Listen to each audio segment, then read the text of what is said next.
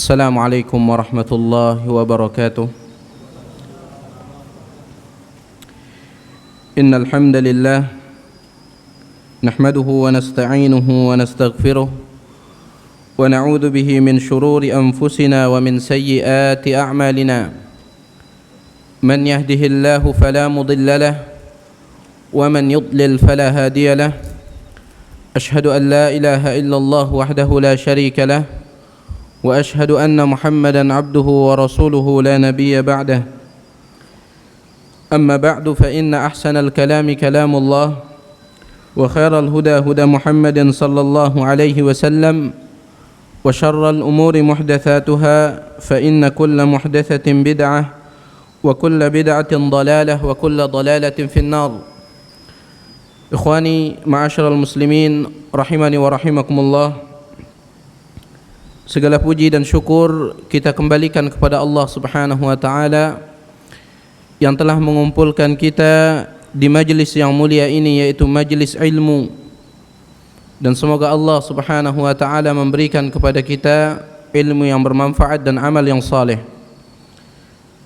Sebelum saya mengajak antum untuk mengkaji salah satu karya daripada Asy-Syekhul 'Allamah Muhammad bin Shalih Al-Utsaimin rahimahullahu taala, saya ingin katakan semoga Allah Subhanahu wa taala mengampuni saya dan mengampuni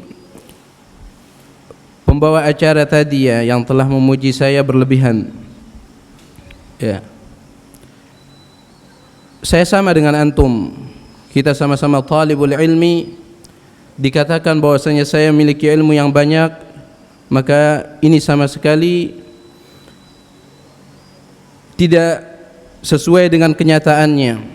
Allah Subhanahu wa taala berfirman di dalam surah Al-Isra, "Wa ma utitum minal ilmi illa qalila," dan tidaklah kalian diberikan ilmu oleh Allah kecuali sedikit. Ilmu kita sedikit. Semoga Allah Subhanahu wa taala mengampuni kita semua. Ikhwani fiddin rahimani wa rahimakumullah. Kitab yang akan kita kaji berjudul Majalisu Syahri Ramadan, yaitu majlis-majlis bulan Ramadan. Kitab ini terdiri dari 30 majlis. Sedangkan daurah kita hanya beberapa hari saja, dan tidak mungkin kita akan membaca kitab ini semuanya. Oleh karena itu, saya akan memilih beberapa majelis saja atau beberapa pembahasan saja. Pembahasan yang sudah pernah kita bicarakan, yaitu tentang fikih Ramadan, sepertinya kita tidak akan ulang lagi karena tentang fikih Ramadan sudah kita bicarakan di dua tempat. Yang pertama di Masjid Al-Ikhlas di Taman Raya. Kemudian jilid yang keduanya kemarin malam di Masjid Jabal Arafah. Sudah dua kali kita bicarakan tentang fikih Ramadan. Sepertinya tidak perlu kita ulangi, karena pembahasan di dalam kitab ini sangat banyak. Kalau kita ulang, dikhawatirkan apa yang seharusnya kita dengarkan untuk menambah wawasan kita yang lainnya tidak tercapai, karena waktu daurah kita yang singkat. Adapun pada malam ini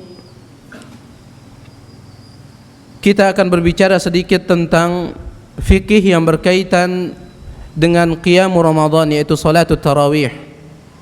Karena tentang masalah salatul tarawih di dua tempat yang kita sebutkan tadi, di Masjid Al-Ikhlas dan Jabal Arafah, kita hanya singgung sedikit saja.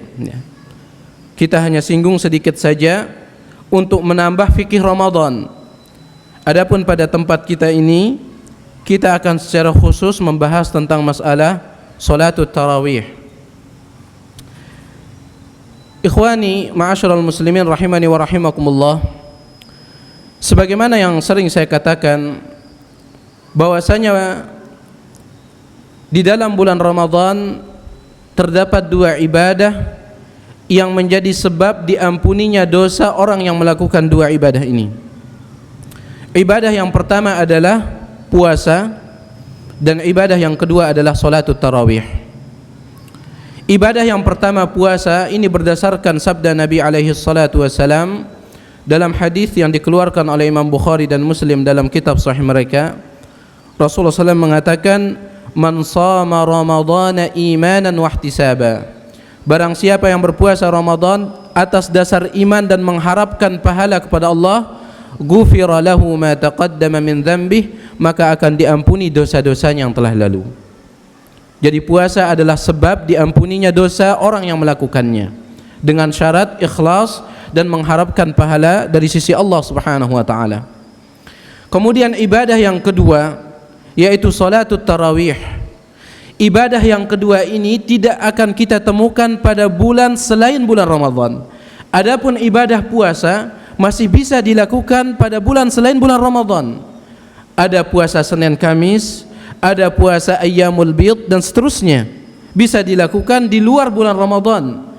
Adapun salatut tarawih ini tidak ada kecuali pada bulan Ramadan saja, ya.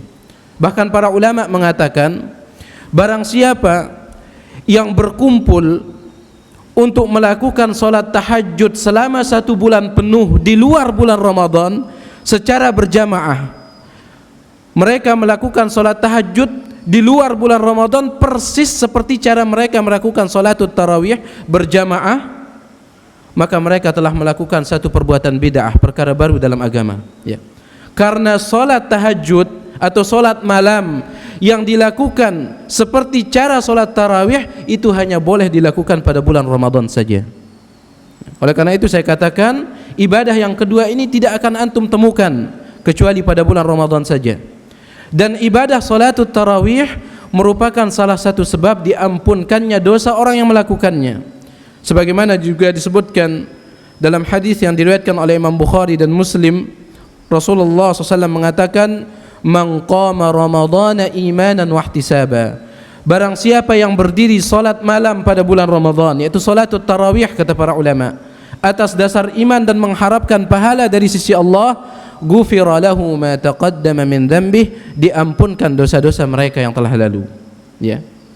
Jadi sekali lagi, sebagaimana antum menjaga ibadah puasa, begitu pula antum harus menjaga ibadah ini, yaitu salatut tarawih.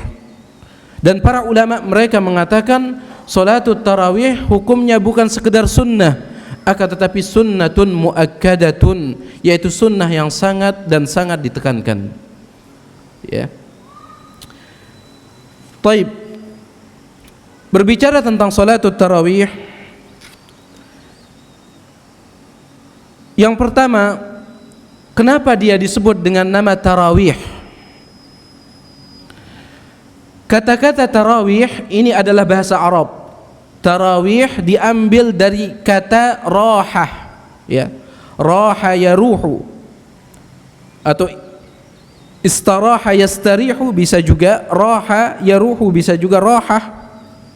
Jadi kata tarawih diambil dari kata rahah, artinya istirahat. Kenapa? Asy-Syaikh di sini mengatakan li'anna an-nasa kanu yutilunaha jidda. Karena dahulu dan sampai saat ini biasanya orang kalau salatut tarawih itu lama, ya. Lama, 11 rakaat dan bacaan mereka lama. Fakullama sallau 4 raka'atin istarahu qalila. Setiap 4 rakaat mereka istirahat, baru bangun ke rakaat berikutnya. 2 rakaat salam, bangun, 2 rakaat salam, setelah itu istirahat dulu. Ada yang minum dan seterusnya. Makanya disebut dengan at-tarawih, karena diselang-selingi dengan istirahat, ya. Ini dari sisi penamaan. Kemudian yang pertama kali mensunnahkan salatut tarawih adalah Nabi alaihi salatu wassalam. Karena ada sebagian orang berdalil tentang adanya bid'ah hasanah itu dengan salatut tarawih. Nanti kita akan bicarakan mengapa mereka berdalil tentang adanya bid'ah hasanah berdasarkan salatut tarawih. Kita baca dulu hadis yang menjelaskan bahwasanya yang pertama kali melakukan salatut tarawih adalah Nabi alaihi salatu wassalam. Disebutkan di dalam Sahih Bukhari dan Muslim dari sahabat yang mulia dan istri Nabi alaihi salatu wassalam, yaitu Aisyah radhiyallahu taala anha, anna an-nabiy sallallahu alaihi wasallam shalla fil masjid dzata lailatin, bahwasanya Nabi alaihi salatu wassalam suatu malam beliau salat di masjid. Suatu malam pada bulan Ramadan beliau salat di masjid. Wa shalla bi salatihi nasun. Kemudian ada beberapa sahabat yang ikut salat, ya. Tidak semua sahabat, beberapa sahabat saja yang ikut salat. Thumma shalla minal qabilati wa kathuran nas. Kemudian pada malam berikutnya beliau sallallahu alaihi wasallam kembali salat. Kembali salat dan para sahabat semakin banyak yang mengikuti beliau di belakang. Malam pertamanya agak sedikit, malam keduanya ini semakin banyak. Thumma jatama'u min al-lailati ats-tsalitsati aw ar-rabi'ah. Kemudian pada malam yang ketiga dan malam yang keempat para sahabat nunggu di masjid. Falam yakhruj ilaihim Rasulullah sallallahu alaihi wasallam, akan tetapi Nabi tidak keluar, ya. Nabi ditunggu pada malam ketiga kok enggak keluar. Besoknya lagi sahabat nunggu malam keempatnya, enggak keluar juga Nabi alaihi salatu wassalam. Falamma asbaha, ketika tiba waktu pagi, qala Rasulullah sallallahu alaihi wasallam berkata kepada para sahabat yang nunggu beliau, qad ra'aitu alladhi sana'tum, sesungguhnya aku mengetahui apa yang kalian lakukan tadi malam, yaitu aku tahu kalian menunggu saya, aku tahu. Falam yamna'ni minal khuruji ilaikum, tidak ada yang menghalangi saya keluar untuk menemui kalian, untuk mengimami kalian, illa anni khasyitu an tufrada alaikum, kecuali aku khawatir jangan-jangan kalau kita terus-menerus melakukan salat ini Allah akan wajibkan salat ini. Apabila diwajibkan kalian tidak akan mampu untuk melakukannya. Ya. Subhanallah, kasih sayang Nabi alaihi salatu wassalam kepada kita. Beliau tidak mau terus-menerus melakukan ibadah yang mulia ini, yaitu salatut tarawih ini, karena khawatir seandainya dilakukan terus-menerus turun wahyu mewajibkan salat ini, kita tidak akan mampu. Jangankan ditambah 11 rakaat, yang 5 waktu ini saja masih banyak yang bolong-bolong, ya. 5 waktu, zuhur, asar, maghrib, isya, subuh, ini masih banyak umat Islam yang bolong-bolong.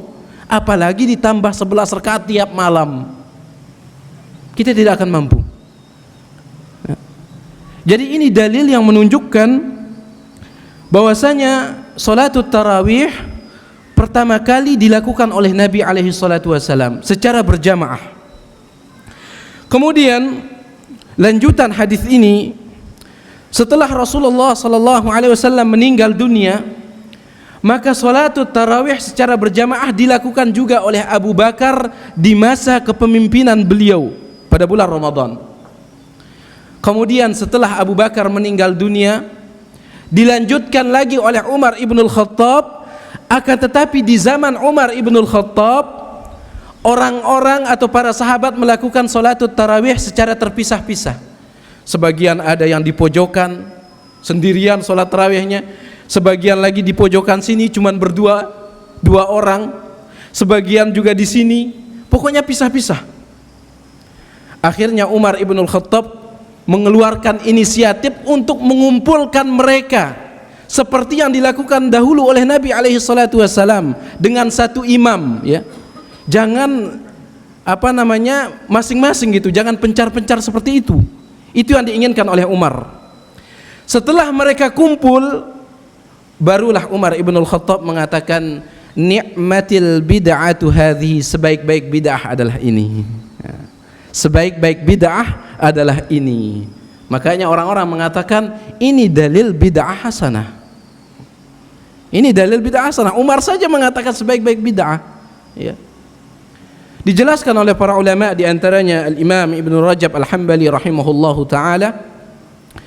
Beliau mengatakan yang dimaksud dengan kata al-bid'ah di sini adalah bid'ah secara bahasa, bukan secara istilah, ya. bid'ah secara bahasa, bukan secara istilah. Dan beliau mengatakan, Al-Imam Ibnu Rajab Al-Hambali mengatakan, semua ucapan para ulama yang mengatakan ada bid'ah yang bagus, yang dimaksud dengan ulama di sini adalah ulama salaf.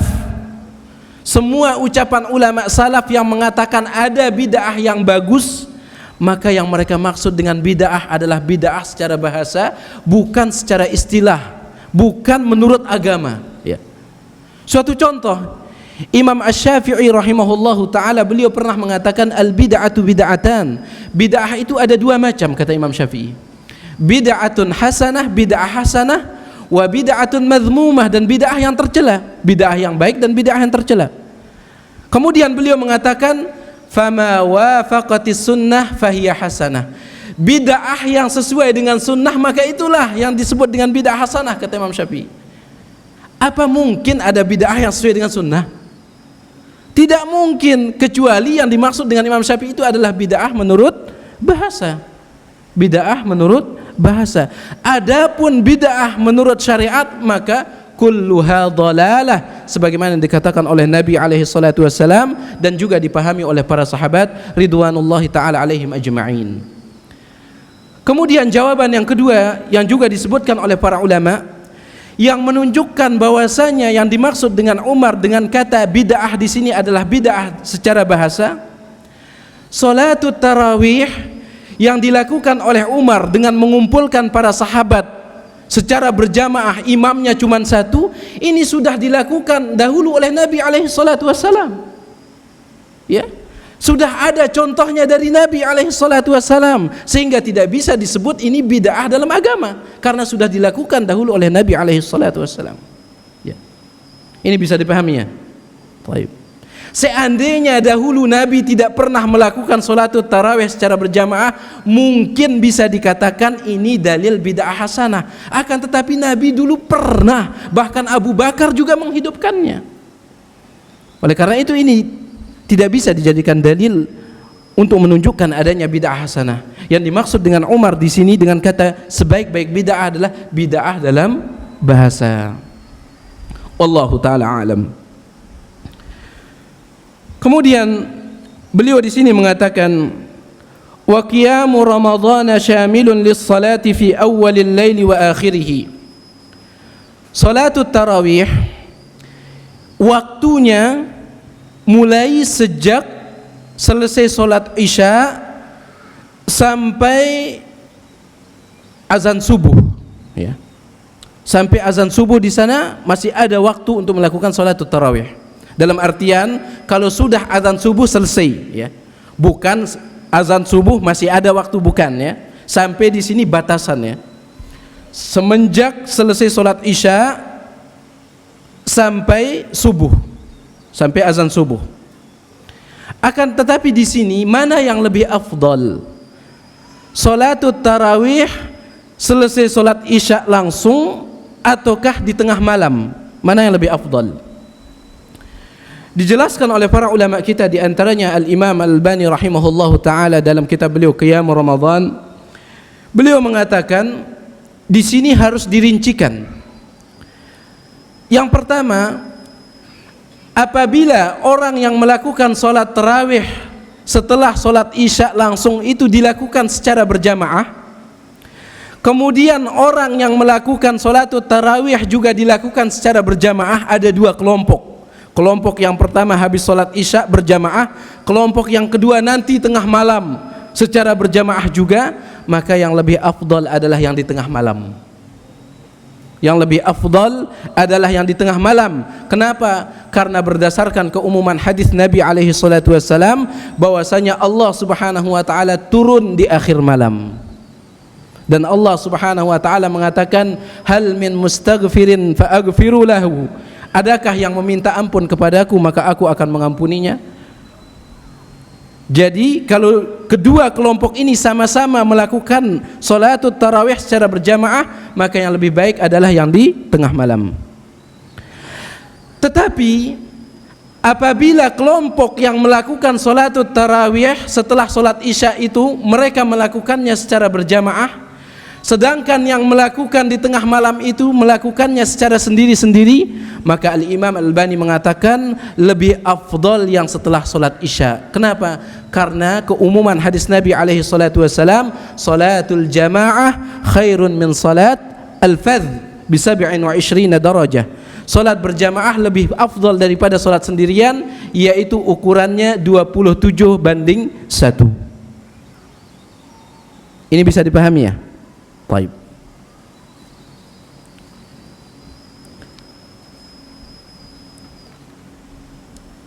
Kemudian beliau di sini mengatakan, واختلف السلف الصالح رحمهم الله في عدد الركعات في صلاة التراويح والوتر معها. Para ulama as-salafus salih mereka khilaf, berbeda pendapat tentang berapa jumlah bilangan salatut tarawih. Faqila 41 rakaah. Subhanallah. Sebagian mereka ada yang mengatakan jumlah rakaat salatut tarawih itu adalah 41. Siapa di antara antum yang kuat ini? 41. Ya. Wa qila 39. Ada juga yang berpendapat 9 atau 39. Wa qila 29. Ada juga yang berpendapat 29. Wa qila 23. Ada juga yang berpendapat 23. Mungkin yang 41 atau 39, 29 ini jarang kita temukan di Indonesia ya. Jarang. Akan tetapi kalau yang 23 ini banyak. Banyak. Yang 23 di Indonesia banyak. Wa qila 19. Ada juga yang berpendapat 19 rakaat. Wa qila 13. Ada juga yang berpendapat 13 rakaat. Wa qila 11. Ada juga yang berpendapat 11 rakaat. Wa qila ghairu dzalika. Dan ada juga yang berpendapat selain daripada yang kita sebutkan tadi. Jadi banyak sekali pendapat ulama tentang rakaat salatut tarawih. Ya. Wa arjahu hadhihi al-aqwali annaha 11 atau 13. Pendapat yang paling rajih kata Syekh Muhammad bin Shalih Al-Utsaimin adalah 11 rakaat atau 13 rakaat. Karena hadis yang menyebutkan bahwasanya Nabi alaihi salatu wassalam melakukan salat malam 11 rakaat atau melakukan salat malam 13 rakaat, itu hadisnya dikeluarkan oleh Imam Bukhari dan Muslim dalam kitab sahih mereka. Adapun hadis yang menyebutkan lebih daripada 11 atau 13 rakaat, itu tidak pernah dikeluarkan oleh Imam Bukhari dan oleh Imam Muslim, ya. Dan sebagai faidah bagi antum, di antara cara ulama menggabungkan dua dalil apabila secara zahir dua dalil ini bertentangan. Suatu contoh, apabila ada dua hadis, hadis yang pertama ada di Sahih Bukhari, hadis yang kedua ada di Sunan Abu Daud, ya. Hadis yang pertama ada di Sahih Bukhari, hadis yang kedua ada di dalam kitab Sunan Abu Daud. Kedua-duanya sahih. Akan tetapi hadis yang dikeluarkan oleh Imam Bukhari mengatakan bahwasanya barang ini haram hukumnya. Sedangkan hadis yang dikeluarkan oleh Imam Abu Daud mengatakan barang ini yaitu barang yang sama halal hukumnya. Ini kan bertentangan, ya.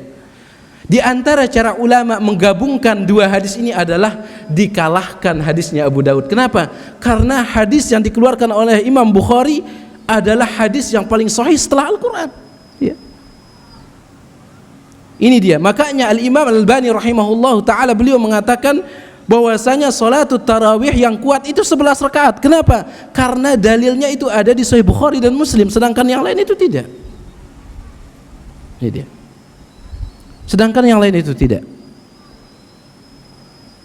Ala kulli hal, ini adalah perbedaan pendapat di kalangan para ulama. Yang mengatakan 11 dalil mereka sahih, yang mengatakan 13 dalil mereka juga sahih, dikeluarkan oleh Imam Bukhari dan Muslim, ya. Dan yang mengatakan 23, sebagian ulama mendhaifkannya seperti Syekh Muhammad Nasiruddin Albani, beliau mengatakan dhaif sanadnya. Akan tapi sebagian ulama juga mengatakan sahih seperti Syekh Mustafa Al-Adawi, beliau menulis sebuah kitab khusus yang berjudul Adadu Rakaati Qiyamil Lail, yaitu berapa sih jumlah rakaat salat malam itu. Di sana beliau bawakan semua dalil tentang rakaat salat malam, termasuk salatut tarawih. Dan beliau membantah ucapan Al-Imam Al-Albani rahimahullahu taala yang mendhaifkan hadis yang mengatakan 23 rakaat salatut tarawih atau 21 rakaat dan seterusnya. Jadi intinya ini adalah permasalahan khilafiyah di kalangan para ulama, dan pendapat yang paling baik dalam masalah ini adalah apa yang dikatakan oleh Syekhul Islam Ibnu Taimiyah rahimahullahu taala di dalam kitab beliau Majmu'ul Fatawa. Beliau mengatakan, siapa yang ingin melakukan 11 rakaat atau 13 rakaat maka itu yang lebih baik, karena dalilnya jelas-jelas sahih. Dan siapa yang ingin melakukan lebih daripada itu juga baik, kata beliau, selama mereka melakukannya dengan cara yang tepat, yaitu secara tumakninah. Karena yang kita temukan di zaman kita ini, di kebanyakan masjid-masjid kaum muslimin, biasanya yang 11 rakaat melawan atau PS yang 23 lebih cepat selesai 23, ya. Padahal bilangannya lebih banyak, lebih cepat. Kenapa? Karena maaf saja ya, yang kita temukan di kebanyakan masjid kaum muslimin yang 23 rakaat itu biasanya sholatnya seperti angkot, ya. Angkot kejar setoran, cepet banget, ya. Bahkan imam favorit itu adalah imam yang bisa baca surat Al-Fatihah satu napas, ya. Imam favorit kalau baca surat Al-Fatihahnya secara tartil, wah ini imamnya nggak beres nih, imamnya nggak beres. Bahkan saya ya pernah sholat jadi imam, selesai sholat dipegang pundak saya, dikatakan, Ustadz mau request, katanya. Apa? Ayatnya dipendekin gitu. Subhanallah, request ayatnya dipendekin. Subhanallah. Ini dia himmah kita sekarang ya. Semangat umat yang belakangan ini seperti ini. Semangat umat yang belakangan seperti ini. Dahulu disebutkan oleh Al-Imam Abdul Razzaq di dalam kitab beliau Al-Musannaf tentang riwayat yang mengatakan bahwasanya dahulu di zaman Umar para sahabat melakukan 23 rakaat. Kata Syekh Mustafa Al-Adawi, sanadnya sahih, kata beliau.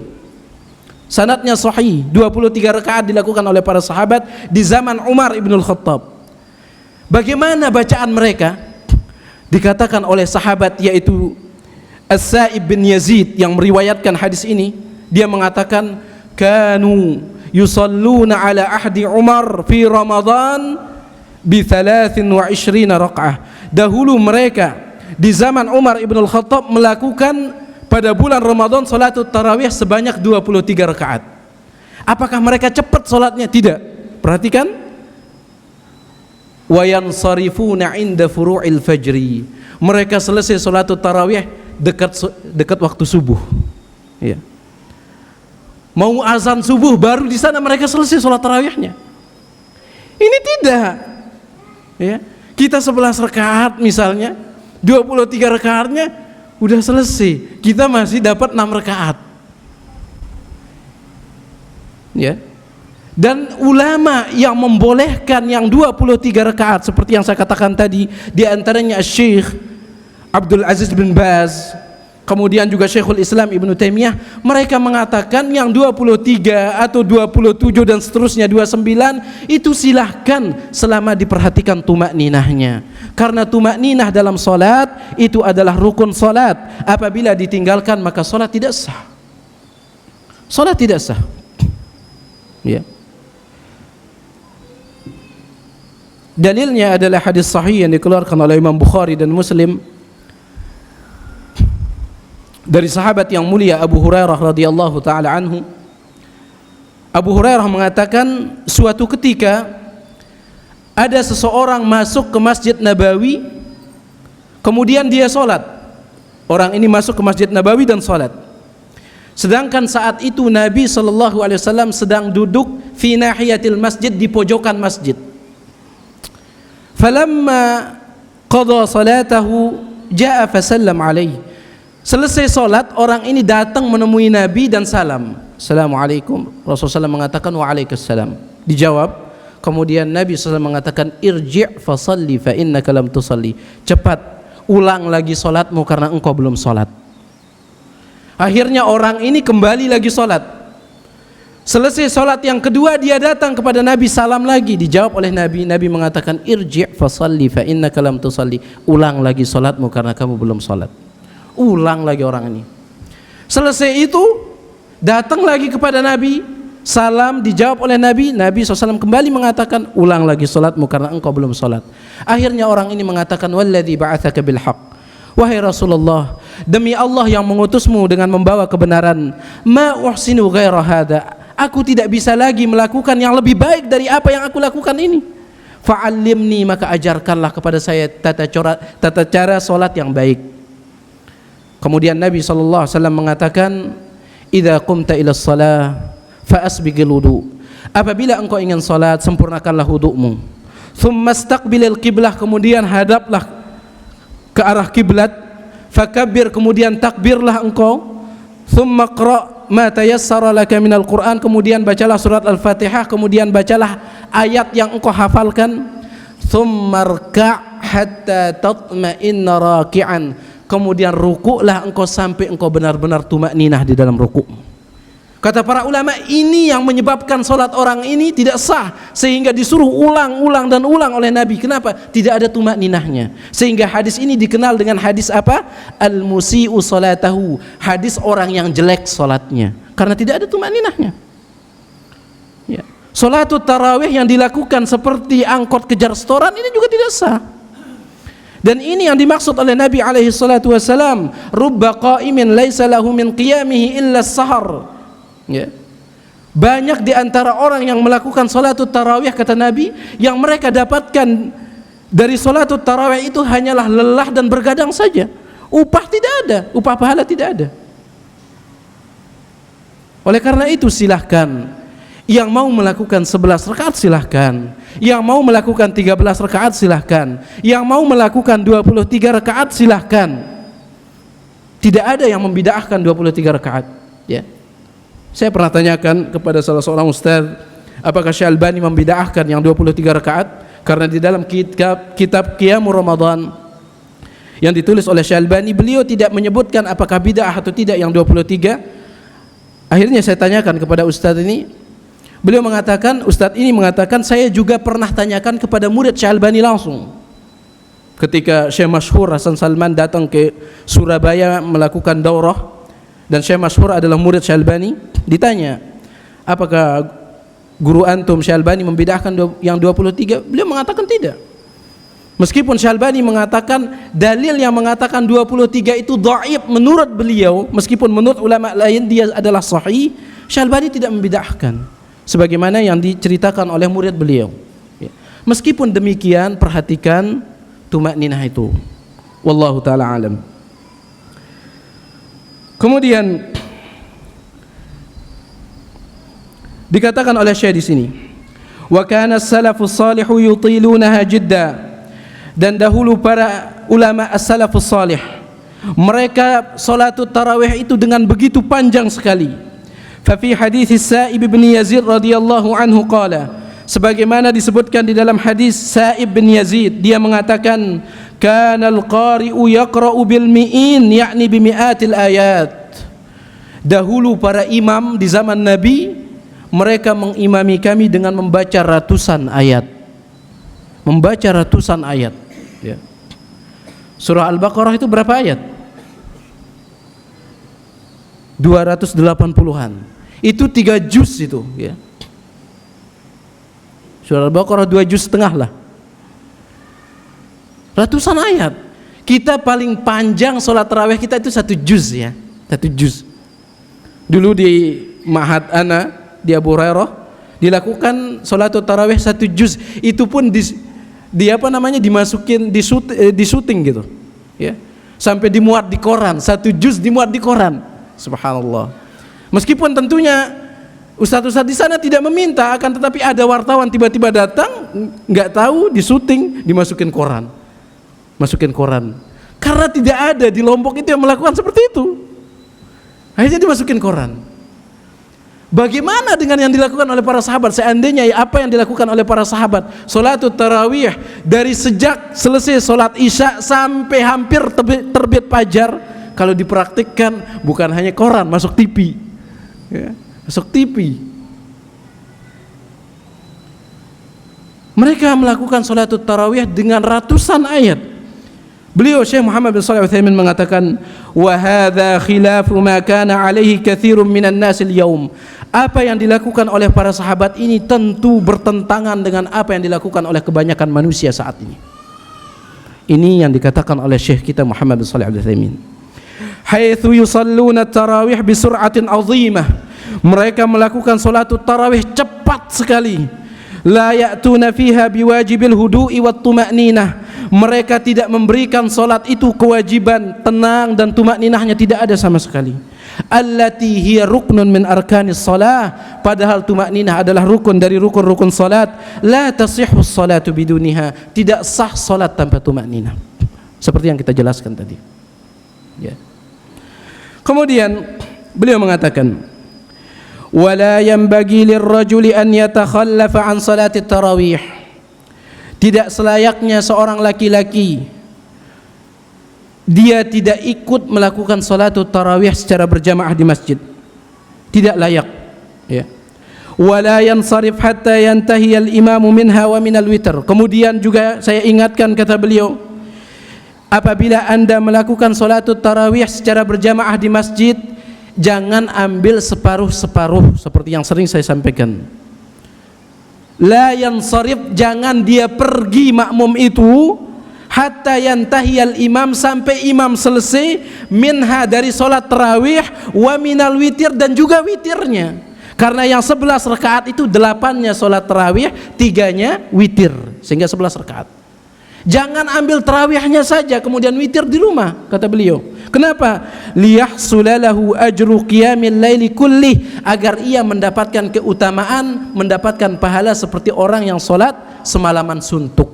Sebagaimana hadis Nabi alaihi salatu wassalam yang diriwayatkan oleh ashabus sunan Abu Dawud, Tirmidzi, Nasa'i, Ibnu Majah, dan juga dikeluarkan oleh Imam Ahmad dalam musnadnya dengan sanad yang sahih. Nabi sallallahu alaihi wasallam mengatakan, innar rajula, sesungguhnya seorang laki-laki, dan masuk juga di sini seorang perempuan, idza shalla ma'al imam, apabila ia salatut tarawih bersama imam, hatta yansarifa, sampai selesai imam itu, husiba lahu qiyamu lailatin kulliha, maka dicatatkan baginya oleh Allah pahala seperti ia melakukan salat malam semalaman suntuk. Akan tapi jangan kabur sebelum imam selesai ya. Wa yajuzu lin nisa'i hudurut tarawih fil masajid, dan dibolehkan bagi para wanita untuk menghadiri salatul tarawih di masjid, idza uminatil fitnatu, apabila aman dari fitnah, yaitu tidak menimbulkan fitnah di kalangan laki-laki ya. Karena sebagian wanita disebabkan jauh dari agama, mereka datang ke masjid untuk melakukan ibadah, justru dimulai dengan dosa, pakai make up dan seterusnya ya.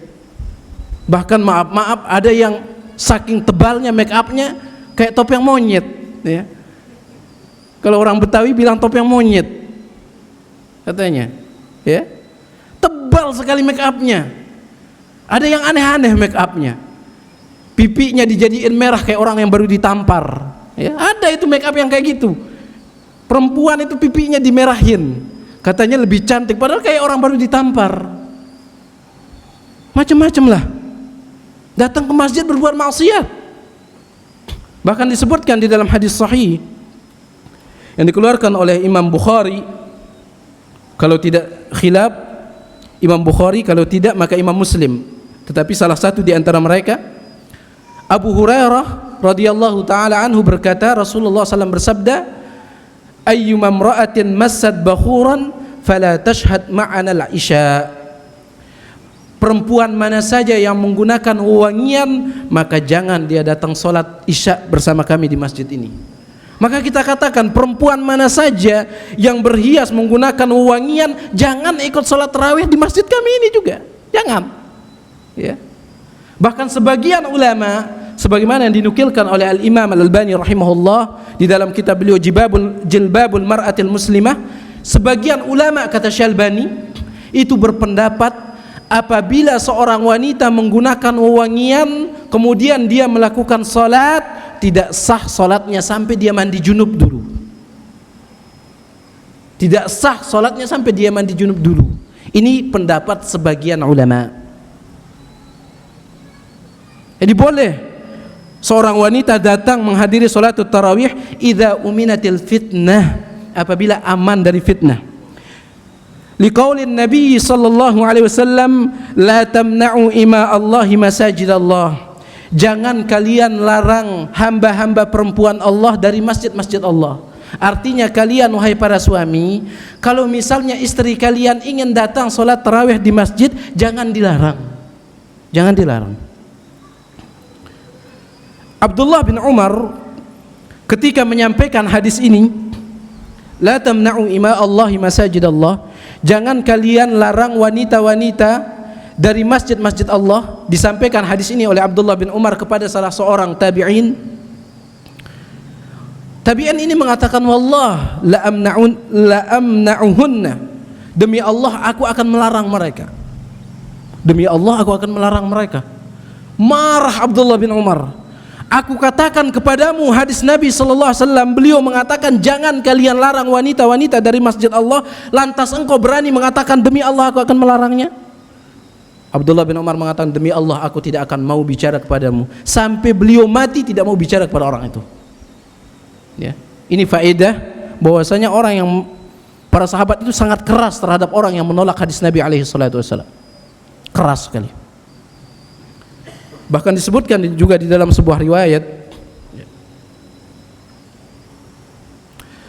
bahwasanya ada dua orang bersengketa di zaman Nabi alaihi salatu wasallam. Ada dua orang bersengketa. Kemudian dua orang ini datang kepada Nabi untuk memutuskan perkara mereka, dijadiin Nabi sebagai hakim. Ya. Setelah itu, setelah mereka pergi dari hadapan Nabi, mereka datang kepada Abu Bakar. Nanya lagi, tidak puas dengan keputusan yang diberikan oleh Nabi. Setelah mereka pergi dari hadapan Abu Bakar, mereka datang kepada Umar. Umar nanya, kalian sudah pergi ke siapa saja? Apakah kalian langsung datang ke saya? Mereka mengatakan, kami sudah datang kepada Rasulullah dan Abu Bakar. Kemudian Umar mengatakan, dan kalian tidak puas? Iya, tunggu saya akan ambil keputusan untuk kalian.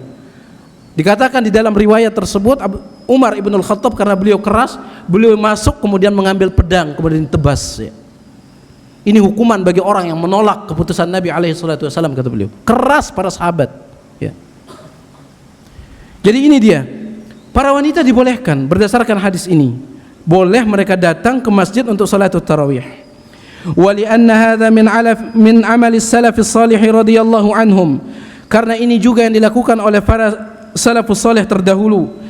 Lakin yajibu an ta'tiya mutasattiratan mutahajjibatan ghairu mutabarrijatin wala mutatayyibatin. Akan tetapi wajib bagi wanita tersebut apabila ingin datang ke masjid untuk melakukan salatul tarawih, wajib dia datang dengan menggunakan hijab dan pakaian yang syar'i, ghairu mutabarrijah, tanpa bersolek, wala mutatayyibah, juga tanpa menggunakan wewangian. Ya. Baik. Ini sudah azan Isya. Insyaallah setelah Isya kita lanjutkan sedikit. Dan baru setelah itu kalau antum ada pertanyaan, kalau saya bisa jawab saya jawab, kalau tidak ada pertanyaan ya kita tutup. Subhanakallahumma wa bihamdik asyhadu an la ilaha illa anta astaghfiruka wa atubu ilaik.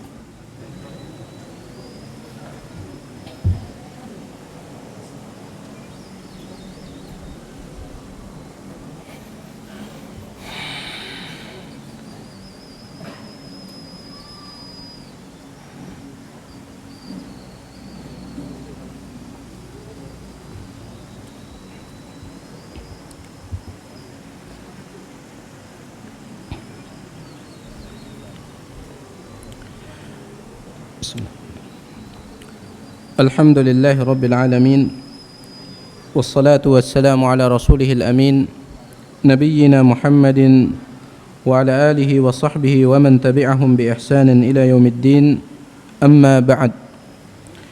Ikhwani wa akhawati rahimani wa rahimakumullah. Tadi kita sudah sebutkan bahwasanya para wanita dibolehkan untuk hadir melakukan salatul tarawih di masjid dengan syarat aman dari fitnah dan juga dengan syarat menggunakan pakaian yang syar'i dan tidak menggunakan wewangian.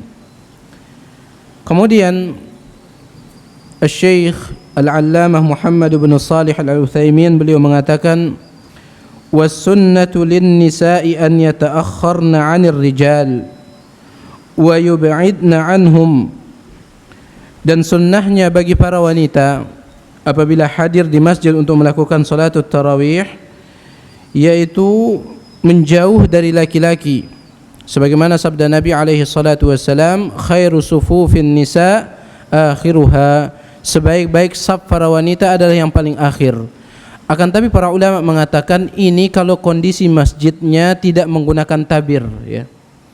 Kalau masjidnya ada tabirnya maka yang terdepan tentunya, karena kalau kita katakan yang paling baik paling belakang, tidak ada yang mau yang di depan nanti, ya. Nggak ada yang mau. Udah paling belakang, yang di depan belakang lagi, ngejar yang lebih afdol, ya. Ini kata para ulama, ini kalau tidak ada tabirnya. Wa yabda'na bis-saffil muakhkhar, mereka disunnahkan untuk memulai atau mengambil shaf yang paling akhir. Fal muakhkhar aksar rijal, berbeda dengan laki-laki, yang paling afdal adalah shaf yang pertama. Berdasarkan hadis sahih yang dikeluarkan oleh Imam Muslim, khairu sufufir rijali awwaluha wa syarruha akhiruha, sebaik-baik saf laki-laki adalah yang terdepan dan yang paling jelek adalah yang paling belakang. Wa khairu sufufin nisa akhiruha wa syarruha awwaluha, sedangkan sebaik-baik saf para wanita adalah yang paling belakang dan yang paling jelek adalah yang paling depan. Wa yansarifna minal masjidi fawra taslimil imam, dan dianjurkan bagi para wanita selesai salatul tarawih untuk lebih dahulu keluar dari masjid, ya, keluar dari masjid. Wala yata'akhkharna illa li'udhrin, dan jangan mereka diam di masjid kecuali ada uzur, ada alasan. Li hadithi Ummi Salamah radhiyallahu anha qalat, berdasarkan hadis Ummu Salamah radhiyallahu taala anha, beliau berkata, kana an-nabiy sallallahu alaihi wasallam idza sallama, dahulu Nabi sallallahu alaihi wasallam apabila beliau salam, qama an-nisa'u hina yaqdi taslimahu, para wanita langsung bangun, ya. Selesai salam, assalamualaikum, assalamualaikum, wanita langsung bangun, ya. Wa huwa yamkuthu fi maqamihi yasiran qabla an yaqum, sedangkan Nabi diam dan para sahabat juga diam. Dibiarkan wanita terlebih dahulu pulang. Ini tentunya kalau tidak ada alasan untuk diam. Kalau ada alasan, misalnya datang bersama suaminya dari tempat jauh, tentunya tidak bisa dia pulang sendirian, ya, nunggu suami, maka ini tidak apa-apa. Hadis yang kita bacakan tadi hadis sahih dikeluarkan oleh Imam Bukhari.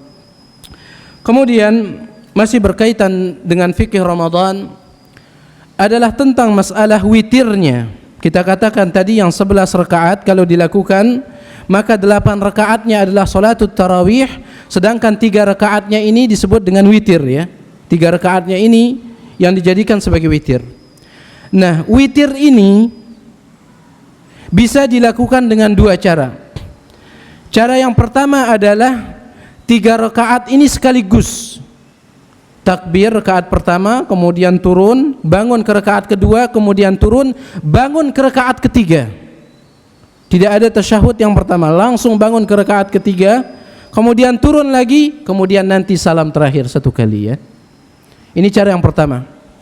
Cara yang kedua, yang 3 rakaat ini 2 rakaat salam, kemudian nanti ditambah dengan satu rakaat. Dan Al-Imam Al-Albani rahimahullah mengatakan yang paling afdal adalah dilakukan dengan 2 kali salam. Dilakukan dengan 2 kali salam, ya.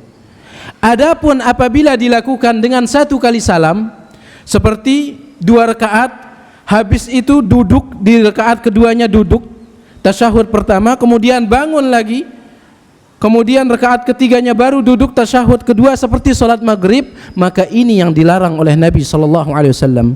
Rasulullah SAW bersabda dalam hadis yang dikeluarkan oleh Imam Daruqutni, dan hadis ini dibawakan oleh Imam Al-Albani dalam kitabnya Qiyamul Ramadan, la tashabbahu bil maghrib atau la tashabbahu bis salatil maghrib. Jangan kalian menyerupakan witir yang 3 rakaat itu dengan salat maghrib. Ini dilarang. Adapun kalau dijadikan 3 rakaat tetapi dengan 1 kali tasyahud dan 1 kali salam, maka ini tidak apa-apa. Ini pernah dilakukan oleh Nabi alaihi salatu wasallam, meskipun yang paling afdal adalah 2 kali salam. Jelas ya? Baik. Kemudian juga berkaitan dengan masalah ini, apa yang ditanyakan kemarin di Jabal Arafah tentang salat tahajud bagi orang yang sudah melakukan salatut tarawih, apakah dibolehkan atau tidak? Kita katakan sebagian ulama mengatakan tidak perlu dia melakukan salatut tahajud lagi karena dia sudah melakukan salatut tarawih 11 rakaat. Sebagian ulama mengatakan masih boleh, ya, masih boleh. Apabila kita mengambil pendapat ulama yang mengatakan masih boleh, karena ini khilaf yang sangat kuat. Apabila kita mengambil pendapat yang mengatakan boleh orang yang sudah sholat tarawih melakukan sholat tahajud apabila ia bangun nanti di tengah malam, kita katakan silahkan melakukan sholat tahajud, akan tetapi jangan melakukan witir untuk kedua kalinya. Karena tadi ketika Anda melakukan salat tarawih, Anda sudah melakukan witir, sedangkan Nabi sallallahu alaihi wasallam mengatakan la witrani fi lailah, tidak ada 2 witir dalam 1 malam, ya. Kemudian pembahasan terakhir tentang masalah salat tarawih adalah masalah apakah boleh imam ketika dia menjadi imam pada salatut tarawih, bolehkah dia membaca dari Al-Quran? Ya, karena ada sebagian imam kadang membaca dari Al-Quran, Quran saku dibawa, ya, kemudian dibaca. Dijawab oleh para ulama. Pertanyaan ini pernah disampaikan kepada Syekh Muhammad bin Shalih Al-Utsaimin dalam Majmu'ul Fatawa. Beliau mengatakan hukum asalnya cari imam yang hafal, ya, hafal Al-Quran. Dan alhamdulillah di masjid kita ini, masjid antum ya, bukan masjid ana, masjid antum ini selalu mencari imam yang sudah hafiz 30 juz. Ini luar biasa, ya, supaya tidak pakai Al-Quran lagi. Karena disebutkan di dalam hadis yang dikeluarkan oleh Imam Muslim dari sahabat yang mulia Abdullah bin Mas'ud, kalau saya tidak khilaf, Nabi SAW mengatakan, ya ummul qawma aqra'uhum li kitabillah. Yang berhak menjadi imam itu adalah yang paling hafal Al-Quran. Yang berhak menjadi imam yang paling hafal Al-Quran. Fa in kanu fil Qur'ani sawa'an fa'alamuhum bis sunnah. Apabila hafalan mereka sama, yang ini hafalannya 30 juz, yang ini 30 juz, yang ini bacaannya bagus, yang ini juga bagus, sama, fa'alamuhum bis sunnah, maka yang paling paham dengan sunnah, dengan hadis, dengan hukum-hukum agama, ya. Karena bisa jadi dia hafiz tetapi dia tidak pandai tentang masalah ilmu agama, dia sekedar penghafal Al-Quran, bisa jadi, ya. Kalau Al-Qurannya sama, maka dilihat mana yang lebih hebat dalam ilmu agama. Fa in kanu fi sunnati sawaan, apabila mereka berdua sama-sama pandai juga dalam masalah ilmu agama, fa aqdamuhum hijratan, ini di zaman Nabi, maka cari yang paling dahulu berhijrah. Ini di zaman Nabi. Fa in kanu fil hijrati sawaan fa aqdamuhum silma, kalau mereka sama juga hijrahnya, maka yang paling dulu masuk Islam. Fa in kanu fis silmi sawaan fa akbaruhum sinna, kalau mereka Islamnya juga sama, Al-Quran sama, sunnah sama, hijrah sama, Islamnya sama, maka yang paling tua umurnya. Lihat kriteria umur paling belakang. Lihat di zaman sekarang kriteria umum jadi depan. Kriteria umum jadi depan. Agama sudah dibolak-balik, ya. Agama sudah dibolak-balik. Nabi SAW mengatakan dalam hadis sahih riwayat Imam Muslim, Ya ummul qaum aqra'uhum li kitabillah. Yang menjadi imam itu yang paling berhak adalah yang paling hafal Al-Quran. Bahkan dalam hadis yang lainnya yang sahih dikeluarkan oleh Imam Bukhari, ada salah seorang sahabat yang bernama Amr bin Salamah. Dia menjadi imam ketika dia umur 6 tahun di zaman Nabi. Disuruh jadi imam oleh para sahabat. Sampai-sampai saking kecilnya dia celananya bolong. Anak kecil. Akhirnya para wanita mengatakan, saddu ista imamikum atau kama qalu, ya. Coba tutuplah pantat imam kalian. Ini kata mereka, subhanallah. Kata Amr bin Salamah, li'anni aqra'uhum li kitabillah, karena aku yang paling hafal Al-Quran di zaman itu. Aku yang paling hafal Al-Quran di zaman itu, kata Amr bin Salamah. Kriteria umur paling belakang, sekarang tidak, paling depan. Ya. Ini kondisi zaman kita. Makanya Nabi SAW bersabda di dalam hadis yang dikeluarkan oleh Imam At-Tabarani, dan hadis ini disahihkan oleh Imam Al-Albani rahimahullahu taala, Rasulullah SAW mengatakan, kaifa antum idza labisatkum fitnah? Bagaimana menurut kalian jika nanti kalian bertemu dengan suatu zaman yang penuh dengan fitnah? Yahrumu fihal kabir, orang tua hidup di atas fitnah itu. Wa yarbu fiha shagir, anak kecil besar di atas fitnah itu. Wa yattakhidhuhan nasu sunnatan, dan mereka menjadikan perkara fitnah itu sebagai sunnah. Perkara bid'ah dikatakan sunnah. Idza turika minha syai'un qila turikatis sunnah. Apabila kita tidak ikut ajaran itu, orang mengatakan lah ini meninggalkan sunnah. Justru yang ikut sunnah dikatakan melakukan ajaran aneh, ya. Ini zaman ini akan datang, kata Nabi SAW, dan kita saksikan di zaman ini. Kita saksikan di zaman ini. Nah, jadi intinya cari imam yang hafal Al-Quran. Kata para ulama, Syekh Muhammad bin Shalih Al-Utsaimin mengatakan, kalau seandainya imamnya memang cuman itu, ya, maka tidak apa-apa dia menggunakan Al-Quran. Tidak apa-apa dia menggunakan Al-Quran.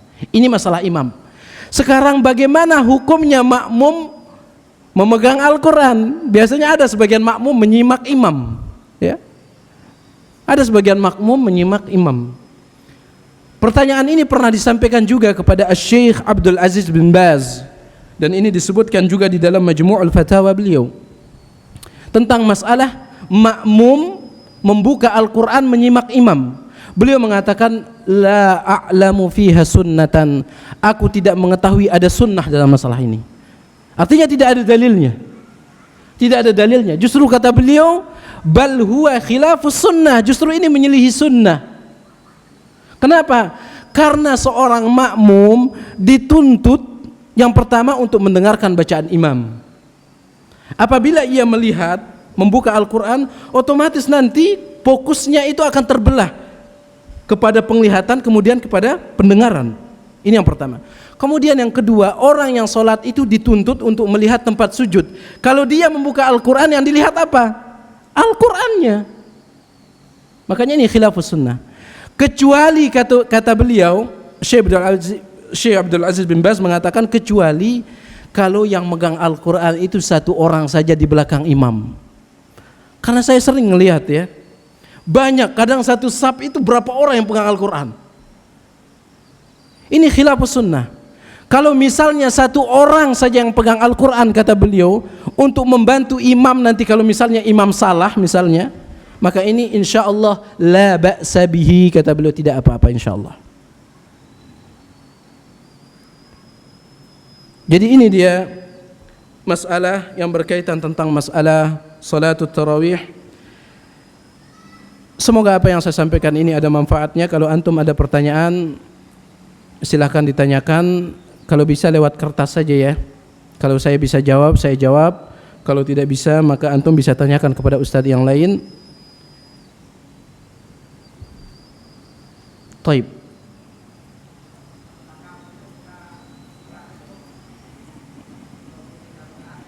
Ya.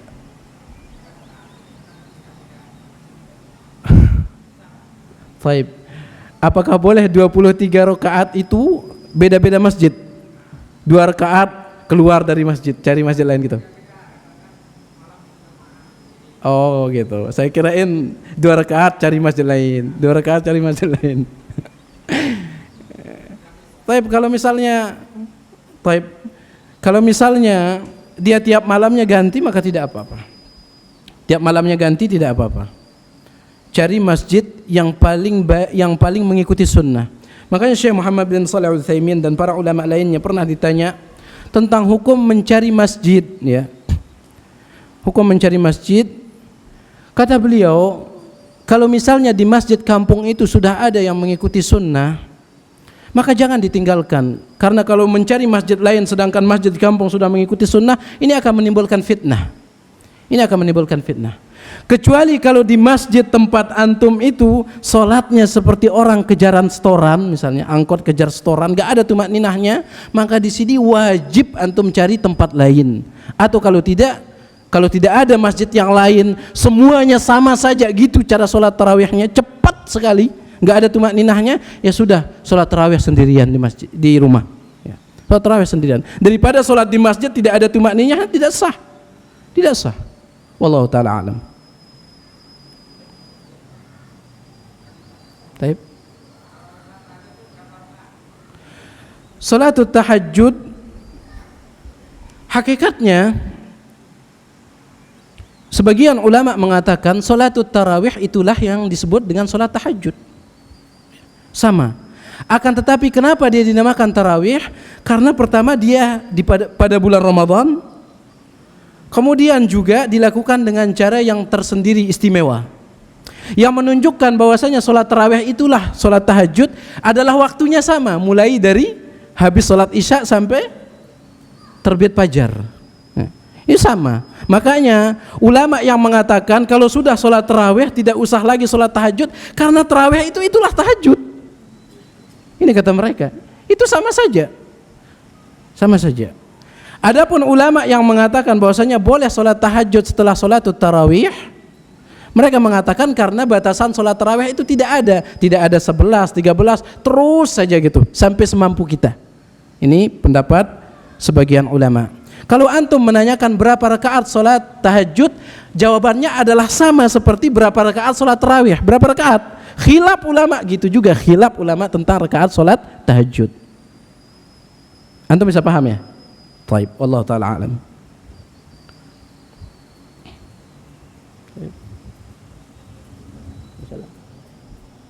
Anak kurang jelas yang dengarnya, kalau antum bisa tulis pakai kertas, takutnya salah paham pertanyaan antum, dan juga lebih menghemat waktu ya. Menghemat waktu kalau antum tulis pakai kertas saja. Anak kurang jelas yang dengarnya. Baik, silakan.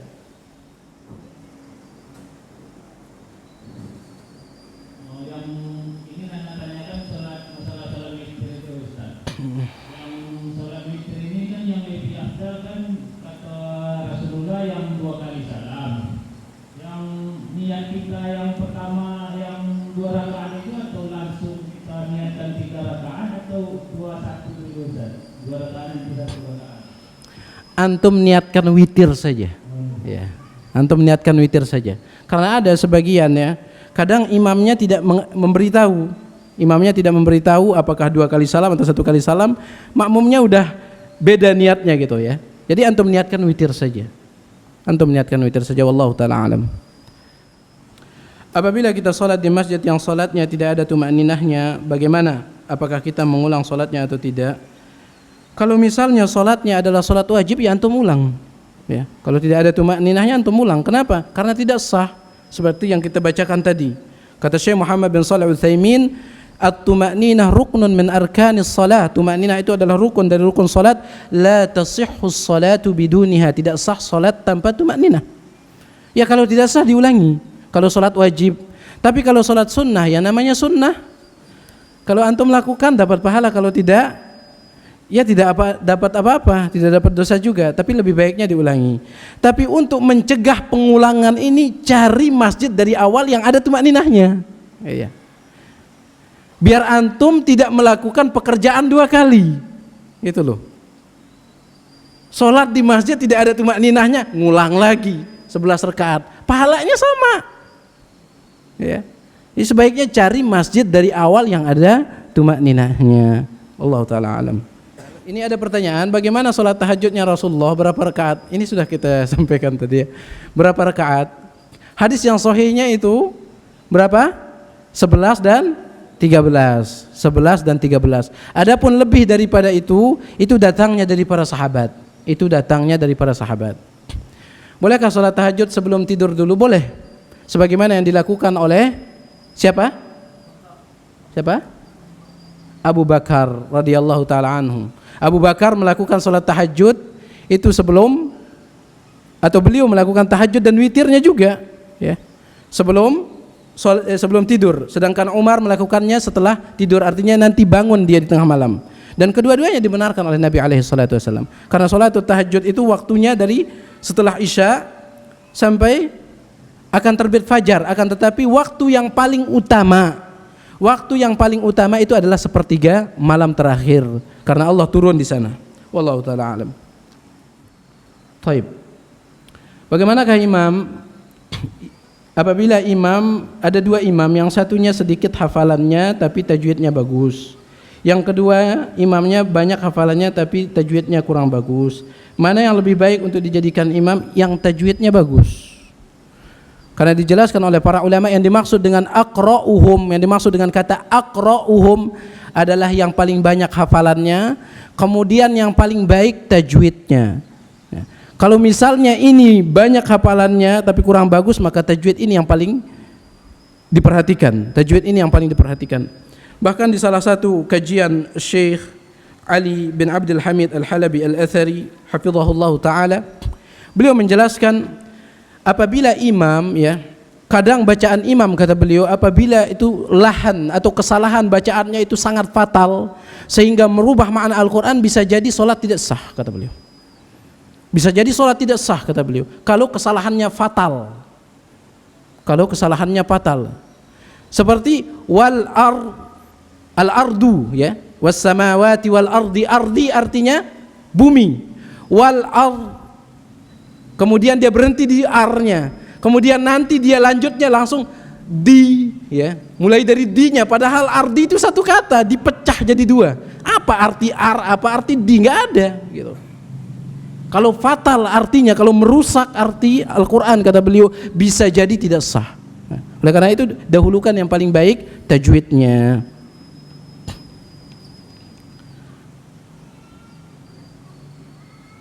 Apa pengertian tumakninah? Apakah diam sesaat setelah ruku sebelum i'tidal atau tumakninah? Adalah tumakninah. Yang dimaksud dengan tumakninah itu ya, tumakninah itu dilakukan di setiap gerakan sholat, bukan hanya ruku. Hadis yang saya bacakan tadi itu cuma sepotong saja yang saya bacakan ya. Rasulullah mengatakan tsummarfa hatta ta'tadila qa'iman. Setelah ruku bangun sampai engkau benar-benar tegak berdiri. Tsummasjud hatta tatma'inna sajida. Kemudian setelah itu sujud sampai engkau tumakninah di dalam sujudmu. Panjang hadisnya ya. Jadi di dalam semua gerakan salat itu ada tumakninah. Dan apa yang dimaksud dengan tumakninah? Tumakninah itu kata para ulama, ukuran yang paling minimal tumakninah adalah membaca doa gerakan tersebut satu kali saja dengan bacaan yang normal. Seperti kalau dia ruku, subhana rabbiyal azim, itu sudah cukup tumakninahnya tuh, satu kali ya. Itu sudah minimal itu. Kalau 3 kali lebih baik lagi ya. Tapi bacaannya normal, jangan subhana rabbiyal azim tuh, bangun. Bukan gitu ya. Ini yang dimaksud dengan tumakninah. Wallahu taala alam. Mana yang lebih afdal, apa ikut jamaah dengan 23 tapi bacaan surat-surat yang diambil oleh imamnya yang pendek-pendek, atau dengan istri di rumah dengan bacaan yang panjang? Yang kedua, tadi kan tidak boleh keluar dari jamaah tarawih. Bagaimana kalau kita biasanya 11 ikut yang 23, kemudian ketika 8 rakaat Baik. Pertanyaan yang pertama, ngimamin istri di rumah gitu ya, tapi panjang ayatnya. Wallahu ta'ala alam, laki-laki tentunya disuruh untuk berjamaah di masjid. Laki-laki tentunya lebih baik untuk berjamaah di masjid. Oleh karena itu saya katakan, antum lebih baik sholat di masjid bersama orang meskipun ayatnya pendek, tetapi yang penting ada tumakninahnya. Adapun istri antum kalau misalnya ingin panjang ya suruh disolat di rumah saja gitu. Salat di rumah saja. Karena pada hukum asalnya laki-laki itu dituntut untuk berjamaah. Laki-laki dituntut untuk berjamaah baik itu dalam salat wajib maupun salat tarawih. Wallahu taala alam. Kemudian yang kedua, kalau misalnya antum ikut yang 23 rakaat, apakah kita keluar dari yang 11 rakaat? Antum ikut saja yang 23 sampai selesai. Kata Syekh Muhammad bin Shalih Al-Utsaimin, beliau meskipun berpendapat yang lebih afdal 11 atau 13 rakaat, beliau mengatakan tidak apa-apa yang 23, dan kalau ikut 23 sampai selesai, kata beliau. Sampai selesai. Wallahu taala alam. Karena hadisnya umum. Innar rajula idza qama ma'al imam, sesungguhnya seorang apabila ikut salat bersama imam hatta yansarif, sampai selesai. Sampai selesai, umum. Ya. Kutiba lahu qiyamul lailah, maka dicatatkan baginya salat seperti semalaman suntuk. Wallahu taala a'lam.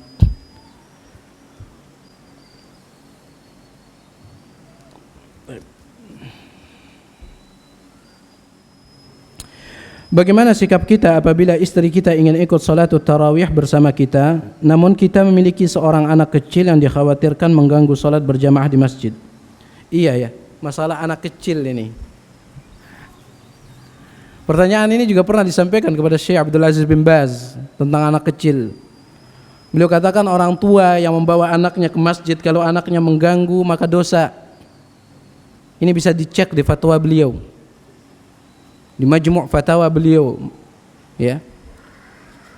Majmu' Fatawa Ibn Baz. Apabila mengganggu orang yang salat, anak kecilnya mengganggu orang yang salat, maka orang tuanya bisa mendapatkan dosa. Kenapa? Karena ibadah salat adalah ibadah yang paling mulia. Dan satu-satunya ibadah yang paling antusias syaitan untuk merusaknya adalah salat. Satu-satunya ibadah yang paling antusias syaitan untuk merusaknya adalah salat. Kenapa? Karena ada sujudnya, kata para ulama. Sedangkan syaitan dahulu dikutuk gara-gara tidak mau sujud. Makanya ibadah yang paling ingin dirusak oleh syaitan adalah ibadah yang ada sujudnya, itu salat.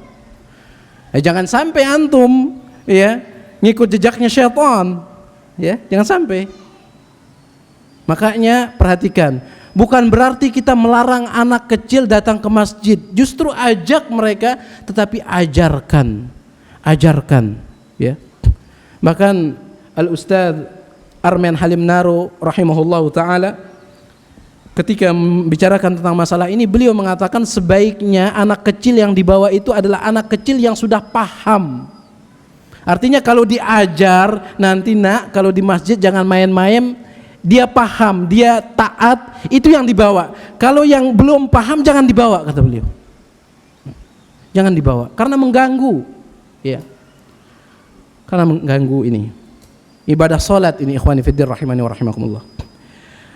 Adapun masalah kalau istri antum punya anak, misalnya antum punya anak dikhawatirkan mengganggu salat, maka sebaiknya istri para muslimah taat kepada suaminya jika diperintahkan untuk diam di rumah, karena ini ada maslahat. Bahkan Syekh Muhammad bin Shalih Al-Utsaimin mengatakan wanita itu tidak boleh dilarang ke masjid. Akan tetapi kalau misalnya dia ingin ke masjid sedangkan pakaiannya tidak syar'i, wajib dilarang. Wajib dilarang. Kenapa? Ada maslahat. Begitu pula masalah ini, ada maslahatnya, yaitu anak kecil akan mengganggu orang yang salat. Ya. Wallahu taala alam. Taib, fadal.